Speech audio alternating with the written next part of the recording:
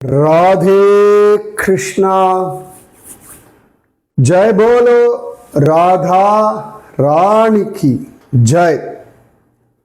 जय बोलो श्री कृष्ण कन्हैया लाल की जय। जय बोलो वृंदावन धाम की जय। जय बोलो यमुना मैया की जय। जय बोलो गोवर्धन गिरिराज की जय। இன்றைய ஆனந்தத்திற்கும் ஆசீர்வாதத்திற்கும் கோடானு கோடி நன்றிகள். அழகான விரஜ மண்டல பரிக்கிரமா மானசீகமாக நாம் அளந்துட்டுருக்கோம். ஒவ்வொரு இடமா பார்த்துட்டு இருக்கோம். அதில் பஜனா அப்படின்னு ஒரு இடம் பார்த்தோம். கோபர்கள் கோபிகைகள் எல்லாம் பஜனை செய்கிறது இதெல்லாம் பார்த்தோம். திலக்கதி மணிகாதி இதெல்லாமே பார்த்தோம். அழகாக அந்த பஜனாலேருந்து ஒரு தள்ளி ஒரு 14 கிலோமீட்டர் இல்லாட்டி திலக்கதியிலேருந்து ஒரு 5 கிலோமீட்டர் தள்ளி போனோம் அப்படின்னா அழகான ஒரு இடம். அந்த இடத்துக்கு பேர் மாரவா அப்படின்னு பேர். மாரவா சில சமயங்களில் சில பெயர்கள்லாம் காலப்போக்கில் கலோக்கியலாக மாறி போயிடும். இதெல்லாம் யமுனையினுடைய கிழக்கு பக்கத்தில் கிழக்கு பக்க கடற்கரையில் இருக்குது. இது விரஜமண்டலத்தினுடைய வடக்கு எல்லை, இந்த northern border of Raja on the eastern bank of the Yamuna. இங்கே விசேஷமாக ஒரு சின்ன மலை இருக்கு. இந்த மலையில் மார்கண்டேய ரிஷி தபஸ் பண்ணியிருக்கார். மார்கண்டேயர் அப்படின்னா கராரவிந்தேன பதாரவிந்தம் முகாரவிந்தே விநிவேஷயந்தம் வடஸ்ய பத்ரஸ்ய புடேஷயானம் பாலம் முகுந்தம் மனசா ஸ்மராமி. பகவானுடைய பிரளயத்தை பார்க்கணும்னு ஆசைப்பட்டு அந்த பிரளயத்தில் ஆலிலை கண்ணனை பிரத்யக்ஷமாக பார்த்தவர் மார்க்கண்டேய மகரிஷி. இந்த இடத்துல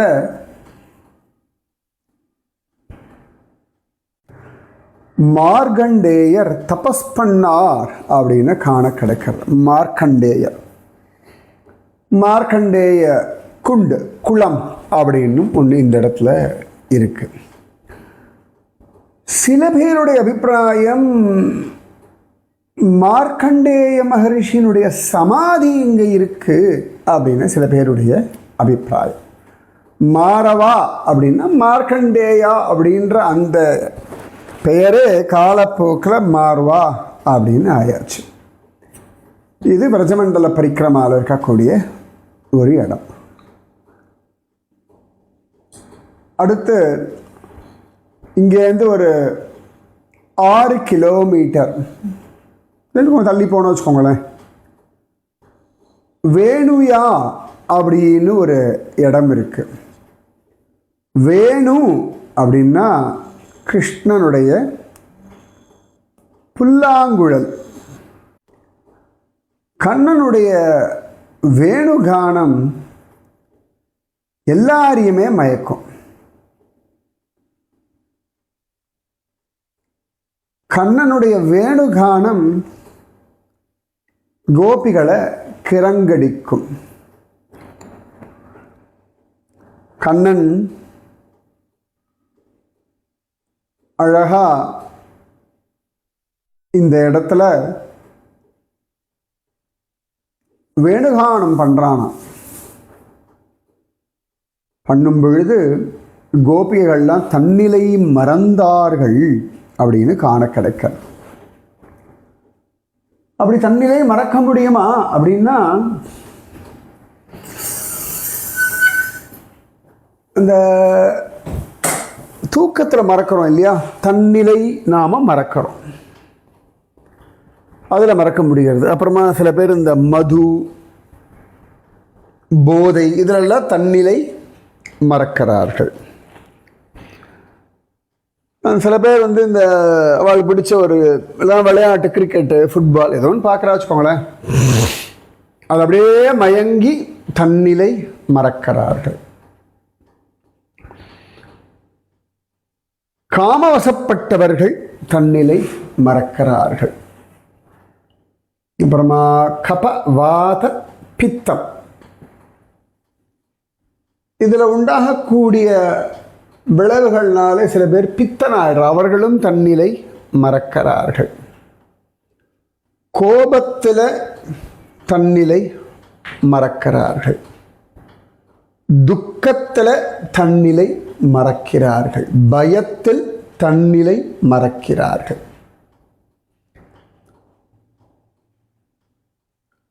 கவலையில் தன்னிலை மறக்கிறார்கள்.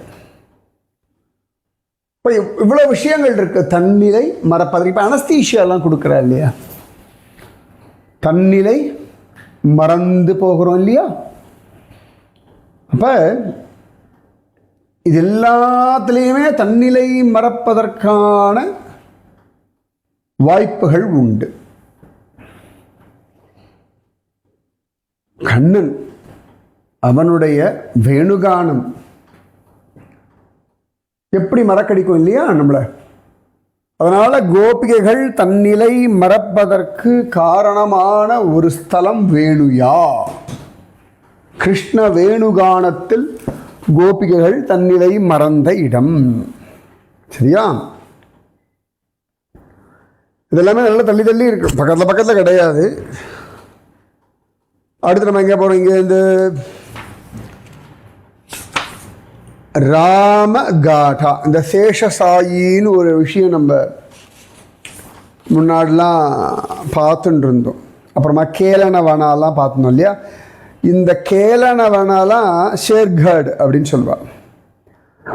அந்த கேலனவனாலேருந்து ஒரு 3 கிலோமீட்டர் தள்ளி போனால் வரக்கூடிய இடம் ராமகாட்டா. ஒஹாவா, ஓபே, ஒபாபங்கார், இப்படி எல்லாம் சொல்லக்கூடிய இடம் இது. ராமகாட்டா அப்படின்னு பேர். அதாவது பலராமன் படித்துறை, அதாவது ராமன் படித்துறை, அதுக்கு தான் ராமகாட்டா அப்படின்னு பெயர். ரொம்ப அழகான ஒரு இடம். கிருஷ்ணன் பலராமன் எல்லாம் பிருந்தாவனத்தை விட்டு போயிடுறா. பாகவதம் எல்லாம் அப்படிதான் சொல்றது. பிரஜவாசிகளுக்கு அந்த பிரிவு அப்படி ரொம்ப உருக்கிறது. அப்பதான் கண்ணன் வந்து ஒரு தடவை உத்தவனை அனுப்புறான். உத்தவன் வந்து சில மாசங்கள் தங்கியிருந்து பிரஜவாசிகளுக்கு சமாதானம் தரான். அப்புறம் உத்தவன் கிளம்பி போயிடுறான். திரும்பியும் பிரஜவாசிகளுக்கு அந்த பிரிவு ரொம்ப படுத்துறது. அப்ப பகவான் பலராமன் அண்ணா கையை பிடிச்சுன்னு சொல்றான், அண்ணா நீ ஒரு தடவை போய் நம்ம கோகுலம், நந்தபாபா, நந்த கிராமம், கோபிகைகள், கோபர்கள் எல்லாரும் ஒரு எட்டு பார்த்துட்டு வாங்க அண்ணா. உன்னை பார்த்தா அவளுக்குலாம் ஒரு சமாதானம், தைரியம், நம்பிக்கை எல்லாம் வரும்.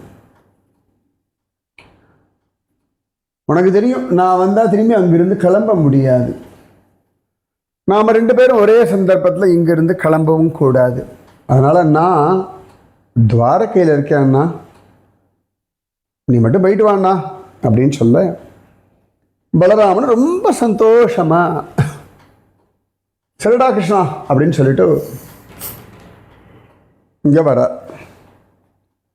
வந்து நந்த கிராமத்துக்கு வரார். யசோதா, நந்த பாபா, கோப்பர்கள், கோபிகைகள் எல்லாருக்கும் அவ்வளவு சந்தோஷம். பலராமனுக்கு எல்லாரை பற்றியும் தெரியும் இல்லையா? விதவிதமான விஷயங்களை சொல்லி பலருக்கும் கண்ணன் மேல ஒரு கோபம் வரும் இல்லையா? அந்த கோபம் வராதபடி அழகா பேசி, அதாவது யாராவது துக்கத்தை இருக்கான அந்த துக்கத்தை போக்கும்படியா பேசணும் இல்லையா? துக்கத்தை அதிகப்படுத்திடக்கூடாது. அதில் பலராமன் மகா கெட்டிக்காரர், ஆதிசேஷன் தானே. அதனால பகவானுடைய பிரிவு இந்த விஷயங்கள்லாம் அவருக்கு நல்லா தெரியும். அப்ப அழகா எல்லாம் பேசி எல்லாம் பண்ணிட்டு இருக்கார். கிட்டத்தட்ட 2 மாசம் அங்க இருந்தார் அப்படின்னு காண கிடைக்கிறது. அப்ப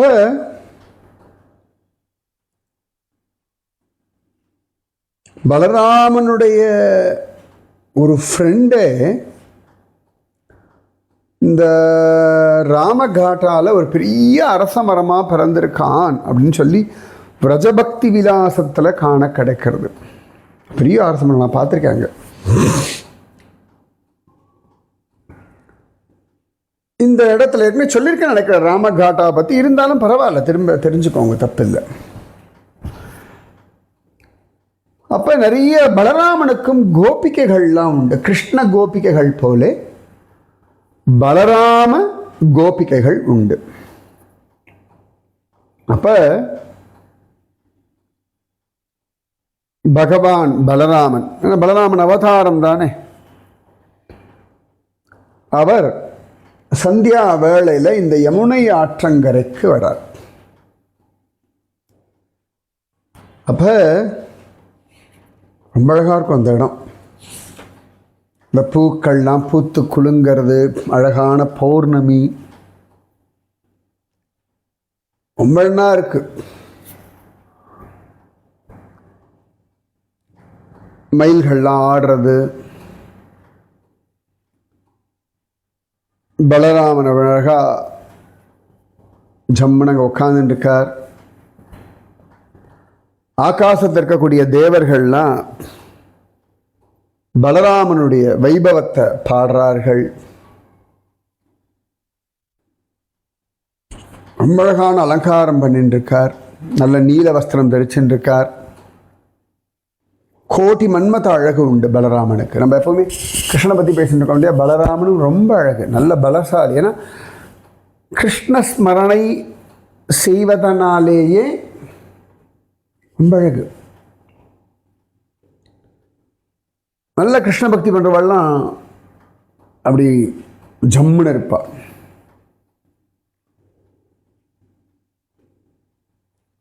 சுருளான கேசம், தலையில் கிரீடம் எல்லாம் வச்சுட்டு, கழுத்தில் மலர் மாலையெல்லாம் போட்டுண்டு ஜம்முன்னு இருக்கார்.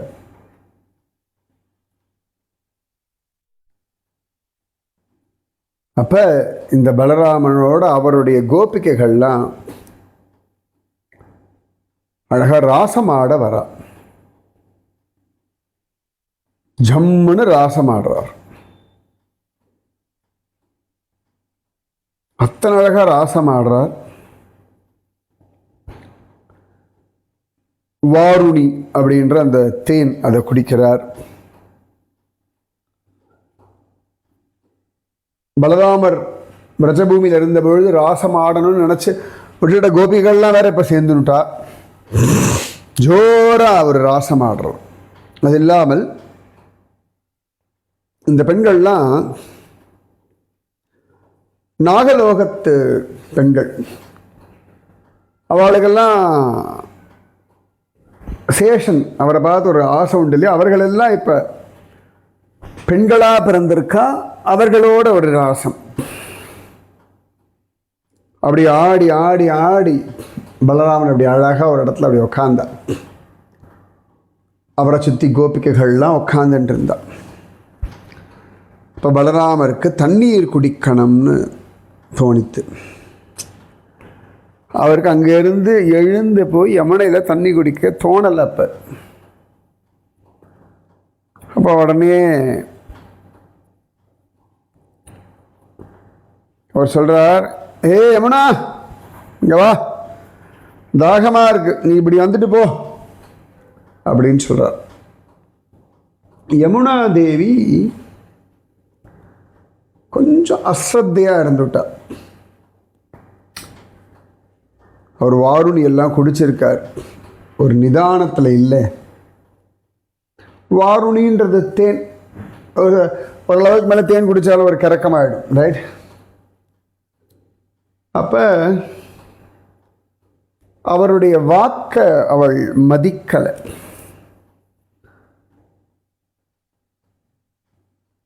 அதனால் அவ அசட்டையாக இருந்துட்டா. பலராமருக்கு கோபம் வந்தாச்சு. அதாவது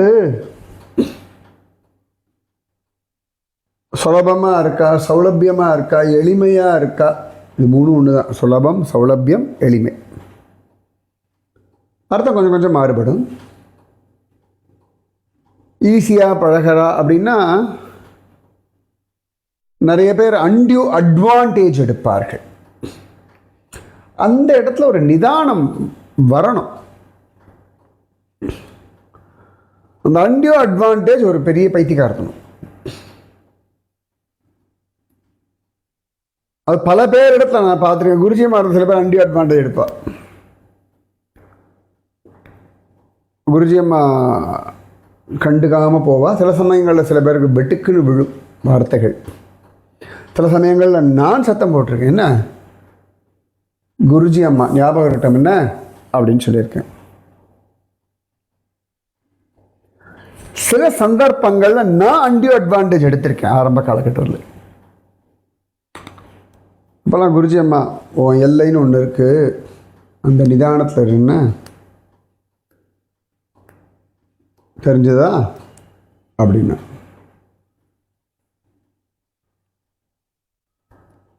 இந்த நாமஜபம் எல்லாம் பண்ணி கொஞ்சம் அனுபவங்கள்லாம் கிடச்சி உலகம் கொண்டாட சொன்னால் ஒரு திமிர் வரும். இந்த சக்ஸஸ் வரும்போது ஒரு திமிர் வரும். அப்போல்லாம் கொஞ்சம் எல்லை மீறுவோம். அது மட்டும் நீங்கள் பார்த்துக்கணும் எப்பொழுதுமே. சில பேர் நான் பார்த்துருக்கேன், நான் நினச்சா திருப்பதி போயிட்டு வருவேன், எனக்கு போனால் விவிஐபி தரிசனம் உண்டு, இப்படி எல்லாம் சொல்லுவாள். அது பகவானுக்கு பிடிக்காது. அது நிறைய நான் பார்த்துருக்கேன். அந்த அஸ்ரத்தை வந்துவிடும். அந்த அஸ்ரத்தை வரும் பொழுதே நமக்கு சுலபமாக கிடைக்கிறது துர்லபமாக மாறும்.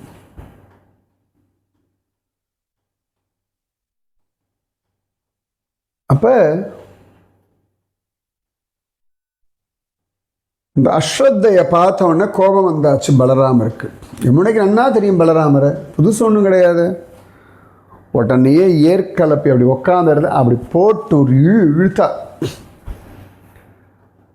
யமுனை அப்படியே போகிற பாதையே மாறி அப்படி யூட்டர்ன் அடிச்சா. யமுனை நடுங்கி போயிட்டா. தப்பு பண்ணிட்டேன் அப்படின்னு தெரிஞ்சு பலராமர் காலில் வந்து விழுந்து மன்னிப்பு கேட்டா. நான் தப்பு பண்ணிட்டேன், என்னை மன்னிச்சுடுங்கோ அப்படின்னு சொல்லி அவர் காலில் விழுந்தார். பலராமர் சிரிச்சார். என்னம்மா, ஒரு நிதானம் இருக்கட்டும் என்ன. அப்புறம் யமுனாதேவி ஸ்தோத்திரம் பண்ண. அதன் பிறகு பலராமர் தன் கோபிகைகளோட யமுனையில் இறங்கி குளிச்சு அழகா விளையாடினார். அன்னைக்கு பலராமருக்காக தபஸ் பண்ண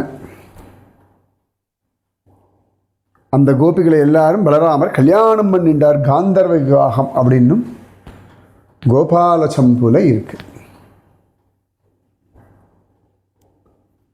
அவ்வளோ சிரேஷ்டம் இந்த ராமகாட்டா.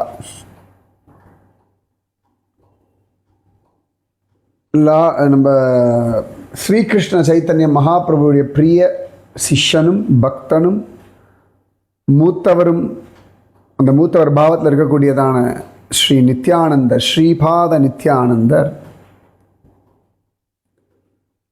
பிருந்தாவனத்தை வரும்போது இங்கே இருந்து ஆடி பாடி குதிச்சுண்டு இந்த அங்கே இருக்கக்கூடியவாள்லாம் அவரை பார்த்தோன்னே அவளுக்கு ரொம்ப வேண்டப்பட்டவர்னு ஏதோ ஒரு அனுபவம் அவளுக்கு. அவருக்கு கந்தமூலம், தயிர், பால், பழங்கள் இதெல்லாம் கொடுத்து அவரோட ஆடி பாடி மயங்கி திளைத்தார்கள். அதனால்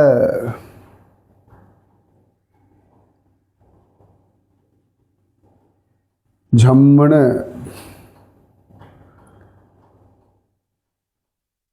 அனுபவம் கிடைச்சது பல பேருக்கு. இந்த ராமகாட்டால் ஒரு பிராமணர் இருந்தார். ரொம்ப நாளாக பிரார்த்தனை பண்ணிட்டே இருக்கார், பலராமர் தரிசனம் வேணும், பலராமர் தரிசனம் வேணும்னு.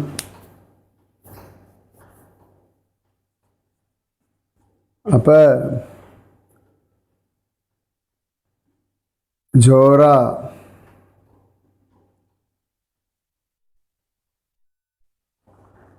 நித்யானந்தர் இந்த பிராமணருக்கு பலராமனாக காட்சி கொடுத்தார்.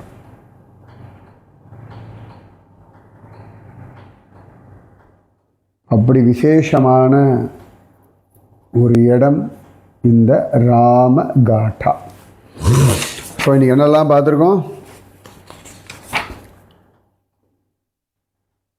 மாரவா வேணுயா ராமகாட்டா.